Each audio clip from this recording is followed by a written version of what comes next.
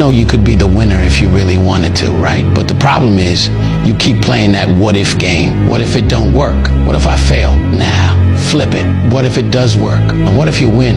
Then what? You're gonna be sitting there happy, right?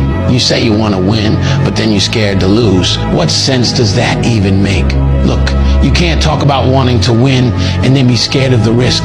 That's not how this works. If you lock in, keep your head down and stay focused on the vision, how could you not win? The only thing that's gonna make you lose is your own mindset, and that's all on you. Your biggest enemy ain't out there, it's in your head. So if you wanna win, you gotta get out of your own way. And here's the truth.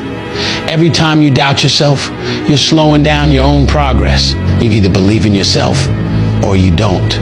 There's no in between. If you keep second guessing everything, you're already losing. But when you stop playing scared and start moving like you're built for this, you'll see everything change. So stop thinking about what could go wrong and start focusing on what's gonna go right.